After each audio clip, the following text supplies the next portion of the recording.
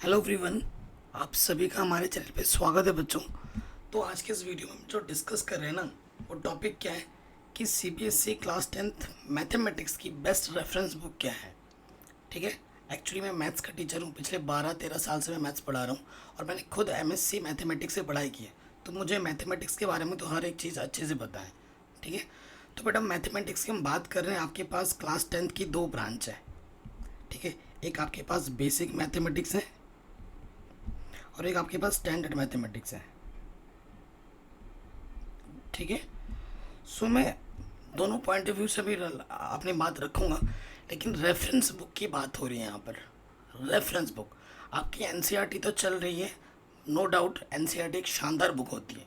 NCERT जो book होती है ना बेटा, वो सभी चीज़ों को रिसर्च करके बनाई जाती है ताकि उस बुक को पढ़ के हर एक बच्चा, चाहे उसको कम आता है, ज़्यादा आता है, मीडियम आता है, हर एक बच्चा समझ पाए। ऐसे चीज़ें रिसर्च करके बनाई गई है वो, तभी उसका कोई राइटर का नाम नहीं होता, उसमें कभी लिखा नहीं होगा। बाकी रेफरेंस बुक में हमेशा आपको किसी स्पेसिफिक राइटर का नाम ज़रूर मिलेगा। पब्लिशर्स होते हैं, लेकिन पब्लिशर्स के हमारे राइटर ज़रूर होते हैं।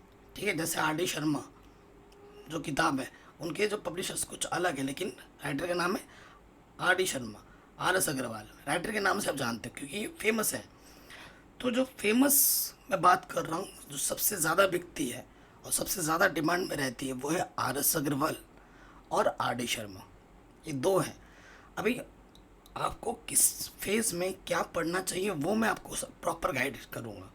ठीक है, अगर आप सोच रहे हैं कि मुझे सिर्फ और सिर्फ बोर्ड्स देने हैं, ठीक है ना, मेरा टारगेट सिर्फ बोर्ड एग्ज़ाम है, ठीक है, एनसीईआरटी तो पढ़ना ही पढ़ना है।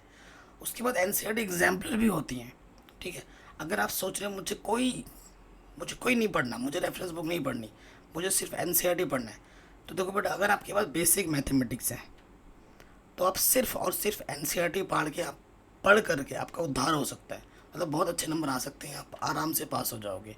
सो आपको किसी दूसरे बुक्स की ज़रूरत नहीं पड़ेगी। ठीक है, ये बात हम सब आप जान लीजिए। लेकिन अगर आपके पास स्टैंडर्ड मैथमेटिक्स है, एनसीईआरटी पढ़ के काम चलेगा, लेकिन प्रॉपर उतनी तैयारी नहीं हो पाएगी जितने आपको नंबर चाहिए होंगे। ठीक है, सो अगर आपके पास बेसिक है तो सिर्फ और सिर्फ एनसीईआरटी इनफ है। और अगर आपके पास स्टैंडर्ड मैथमेटिक्स है तो एनसीईआरटी के साथ साथ सीबीएसई खुद रिकमेंड करती है एनसीईआरटी एग्जाम्पलर पढ़ने के लिए। एनसीईआरटी एग्जाम्पलर 100-110 रुपये की आती है, सॉल्व होती है, उसमें क्वेश्चन भी होते हैं, विद सोल्यूशन आपको मार्केट में मिल जाएगा। ठीक है, 110 रुपये, ज़्यादा से ज़्यादा 150 रुपये की मान लो, उससे ज़्यादा नहीं होती है, उससे कम ही होगी। ठीक है, वो किसी भी पब्लिशर से खरीद रहे हो आप, कोई फ़र्क नहीं पड़ता। आप उस वाल की खरीद रहे हो, आप आर्यन की खरीद लो, किसी भी पब्लिशर्स की एनसीईआरटी एग्जाम्पल खरीद दो। ठीक है, तो अगर आपके पास स्टैंडर्ड मैथमेटिक्स है तो एनसीईआरटी प्लस एग्जाम्पलर ये मस्ट है। और अगर आपके पास बेसिक है तो सिर्फ एनसीईआरटी। अब हम बात कर रहे हैं बेस्ट रेफरेंस बुक, तो बेस्ट रेफरेंस बुक दो ही है, बाकी और भी हैं, लेकिन वो उतने खास आपको हेल्प नहीं करेंगे। मैं सिर्फ दो बुक रिकमेंड करूँगा, वो आपको पहले से पता है। वो है एक आर डी शर्मा और एक है आर एस अग्रवाल।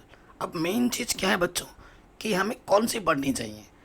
अगर मैं बात करूं बेटा, अगर आपका टारगेट सिर्फ बोर्ड एग्ज़ाम है कि भैया मुझे बोर्ड एग्ज़ाम देना है सिर्फ, और मुझे बोर्ड एग्ज़ाम में बहुत अच्छे नंबर चाहिए, तो बेस्ट बुक आपके लिए है बेटा आर एस अग्रवाल।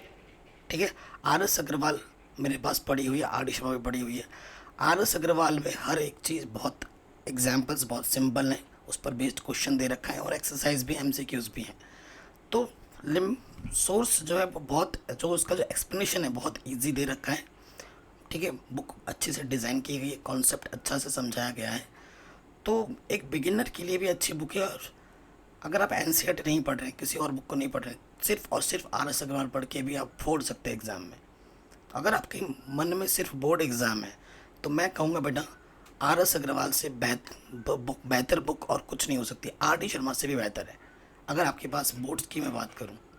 ठीक है, सो उस पॉइंट ऑफ व्यू से R S Agrawal is best. लेकिन अगर आपके मन में बोर्ड्स भी है, बोर्ड्स भी आपको देने हैं, साथ ही साथ आपको स्कॉलरशिप टेस्ट देने हैं, जैसे एनटीएससी वगैरह होती है ना, तो उस पॉइंट ऑफ व्यू से मैं आपको आर डी शर्मा रिकमेंड करूँगा। ठीक है, आर डी शर्मा में एग्जाम्पल्स बहुत ज़्यादा हैं, एक्सरसाइज के क्वेश्चंस बहुत ज़्यादा हैं, एमसीक्यूज़ बहुत ज़्यादा हैं, तो प्रैक्टिस के लिए वो बुक बहुत ज़्यादा अच्छी है।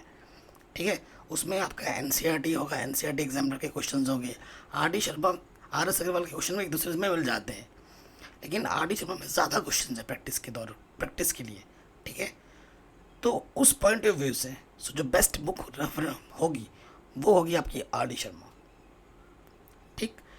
अब और एक रेफरेंस बुक की मैं बात करूँगा, वो अभी इनिशियल स्टेज पे आपको नहीं चाहिए होगा, वो आपको चाहिए होता है जब आपका सिलेबस ख़त्म हो चुका है।